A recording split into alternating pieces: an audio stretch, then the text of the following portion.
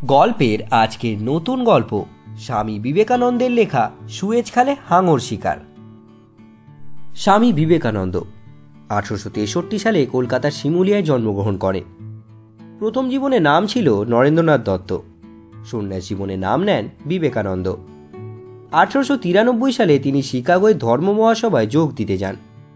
দেশে ফিরে তিনি বেলুড় মঠ প্রতিষ্ঠা করেন।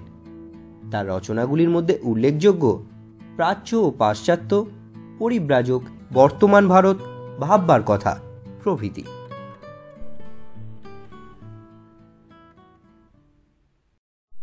14 জুলাই রেড সি পার হয়ে জাহাজ সুয়েজ পৌঁছল। সামনেই সুয়েজ খাল। জাহাজে সুয়েজে নামাবার মাল আছে। তার উপরে এসেছেন মিশরে প্লেগ, আর আমরা আনছি প্লেগ সম্ভবত। কাজেই দোতরফা ছোঁয়াছুঁয়ির ভয়।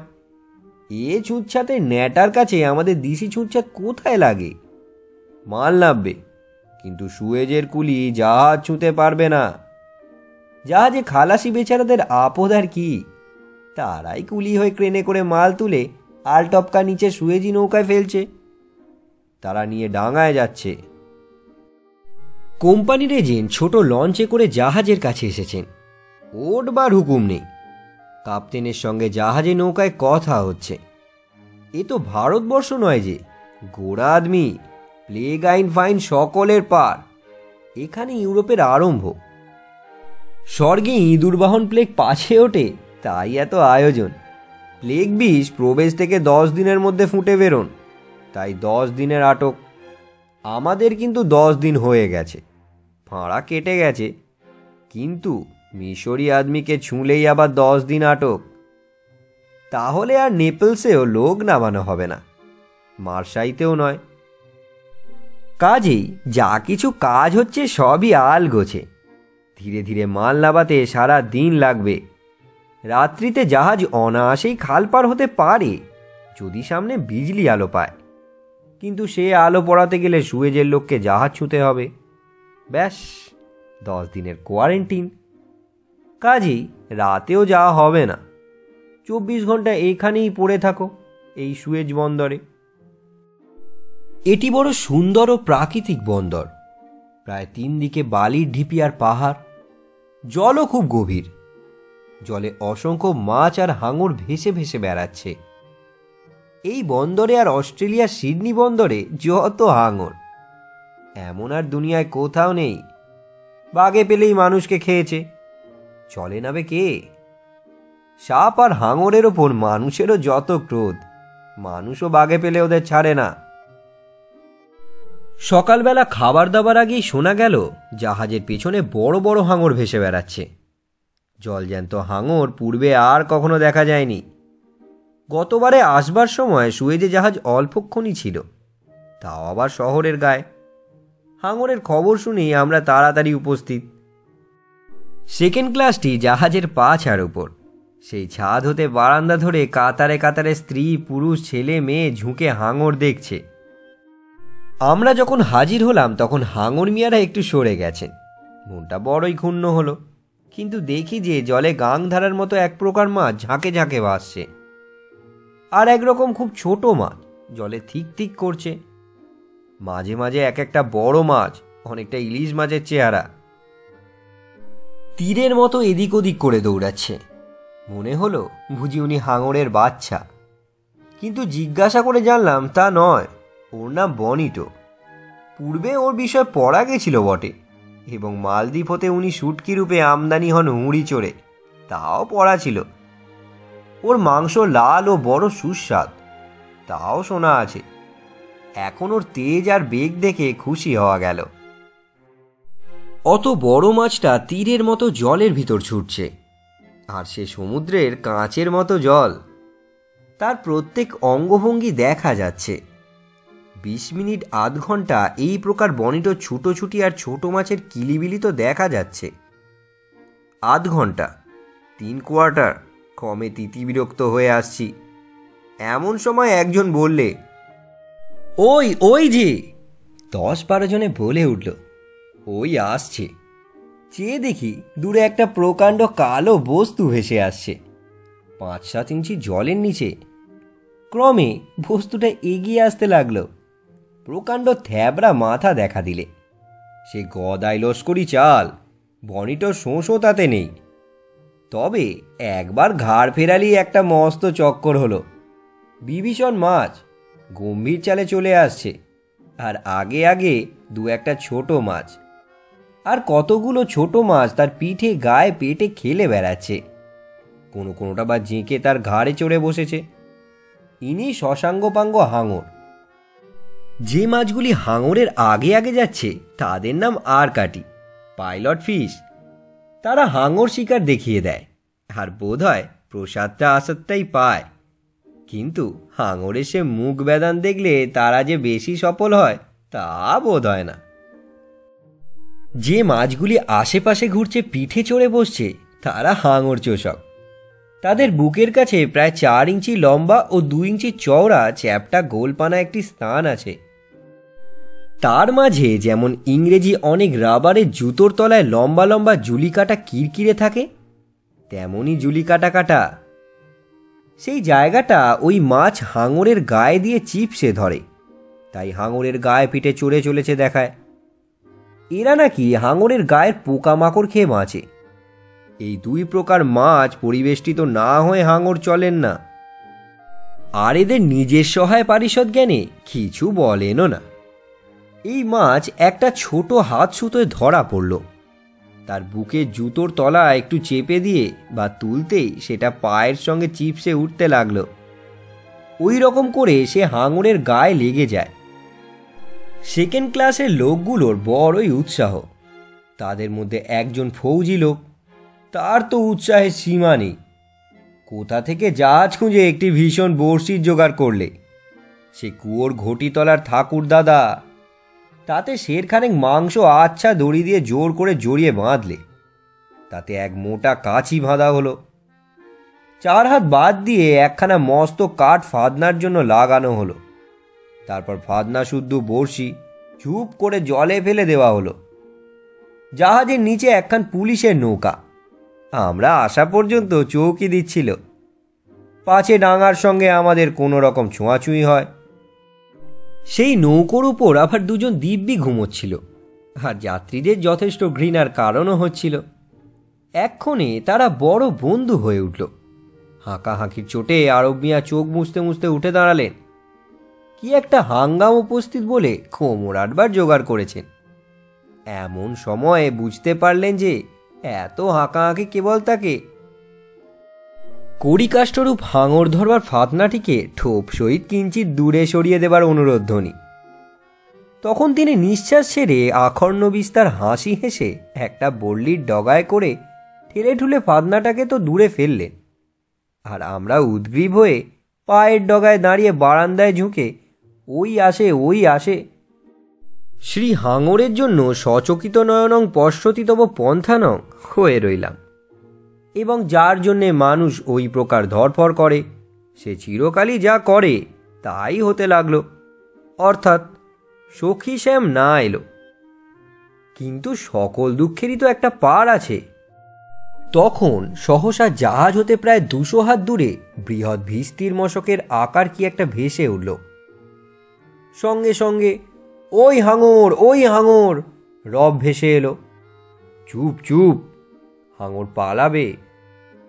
বলি, ওহে সাদা টুপিগুলো একবার নাবাও না, হাঙরটা যে ভরকে যাবে।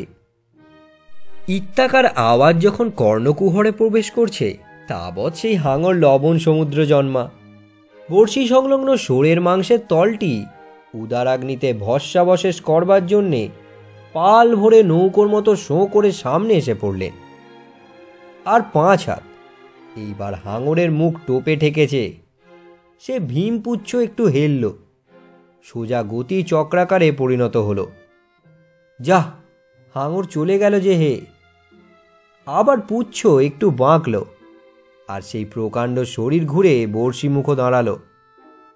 আবার শোঁ করে আসছে, ওই হাঁ করে বড়শি ধরে ধরে। আবার সেই পাপ লেজ নড়ল, আর হাঙর শরীর ঘুরিয়ে দূরে চলল। আবার ওই চক্র দিয়ে আসছে, আবার হাঁ করছে। ওই টোপটা মুখে নিয়েছে, এইবার ওই ওই ওই চিতিয়ে পড়ল। হয়েছে, টোপ খেয়েছে, টান টান।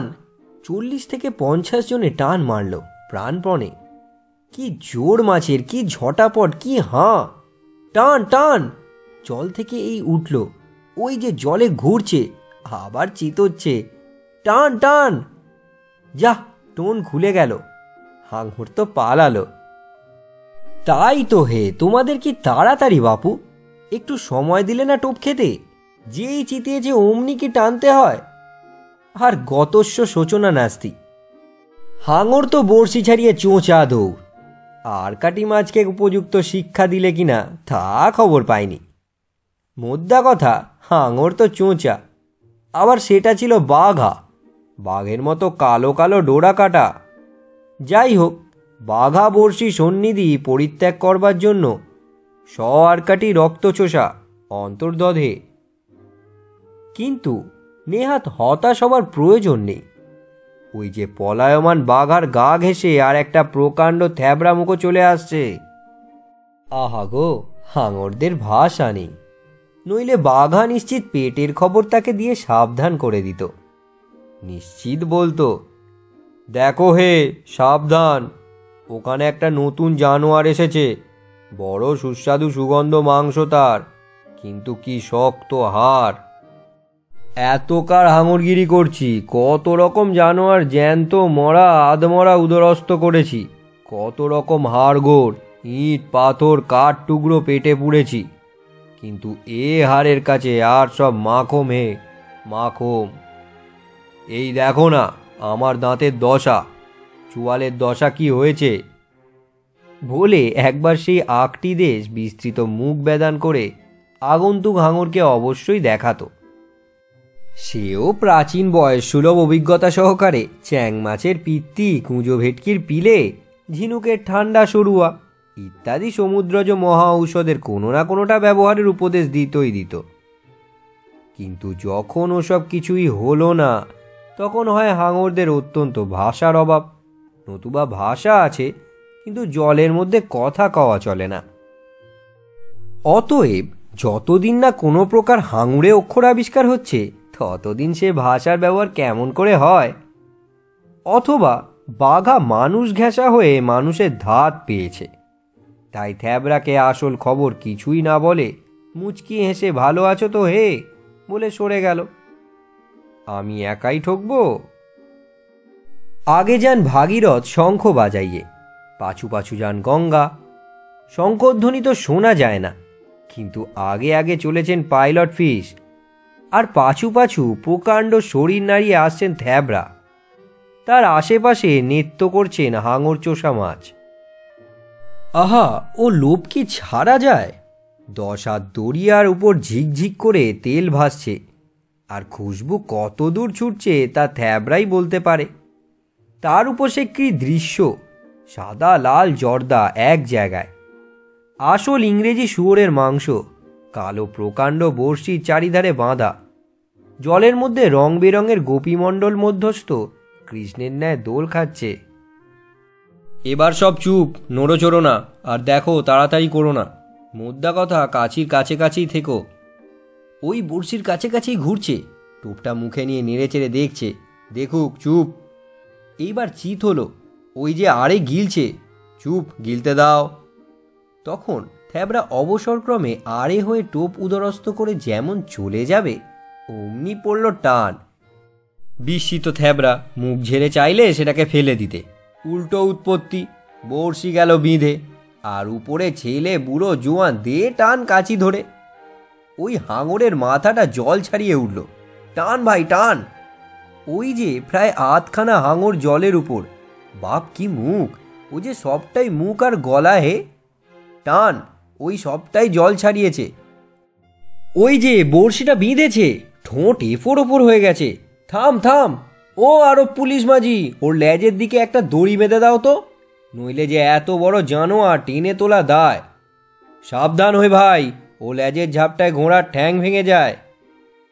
আবার টান, কি ভারী হে! ওহ মা! তাই তো হে, হাঙরের পেটের নিচে দিয়ে ও ঝুলছে কি! ও যে নাড়ি ভুঁড়ি। নিজের ভারে নিজের নাড়ি ভুঁড়ি বেরোলো যে। যাক, ওটা কেটে দাও, জলে পড়ুক, বোঝাও কমুক। টান ভাই টান। এ যে রক্তের ফোয়ারা হে, আর কাপড়ের মায়া করলে চলবে না। টান, এই এলো। এইবার জাহাজের ওপর ফেলো। ভাই হুঁশিয়ার, খুব হুঁশিয়ার। তেরে এক কামড়ে একটা হাত ওয়ার, আর ওই ল্যাজ খুব সাবধান। এইবার দড়ি ছাড়ো। বাবা, কি হাঙর! কি ধপাস করেই জাহাজের উপর পড়ল। সাবধানের মার নেই, ওই কড়ি কাঠখানা দিয়ে ওর মাথায় মারো। ও হে ফৌজিম্যান, তুমি সেপাই লোক, এ তোমারই কাজ। রক্তমাখা গায়ে কাপড়ে ফৌজি যাত্রী কড়িকাঠ উঠিয়ে দুম দুম দিতে লাগলো হাঙরের মাথায়। আর মেয়েরা, আহ, কি নিষ্ঠুর, মেরো না, চিৎকার করতে লাগলো, অথচ দেখতেও ছাড়বে না। তারপর সে বীভৎস কাণ্ড এখানেই বিরাম হোক। কেমন করে সে হাঙরের পেট চেরা হলো, কেমন রক্তের নদী বইতে লাগলো, কেমন সে হাঙর ছিন্ন অন্ত্র, ভিন্ন দেহ, ছিন্ন হৃদয় হয়েও কতক্ষণ কাঁপতে লাগলো, নড়তে লাগলো, কেমন করে তার পেট থেকে অস্থি, চর্ম, মাংস, কাঠ কুড্রো এক রাশ বেরুলো। সেসব কথা থাক। এই পর্যন্ত যে সেদিন আমার খাওয়া দাওয়া দফা মাটি হয়ে গিয়েছিল, সব জিনিসেই সেই হাঙরের গন্ধ বোধ হতে লাগলো। এই সুয়েজ খাল খাত স্থাপত্যের এক অদ্ভুত নিদর্শন। ফার্ডিনেন্ড লেসেপস নামক এক ফরাসি স্থপতি এই খাল খনন করেন। ভূমধ্যসাগর আর লোহিত সাগরের সংযোগ হয়ে ইউরোপ আর ভারতবর্ষের মধ্যে ব্যবসা বাণিজ্যের অত্যন্ত সুবিধা হয়েছে।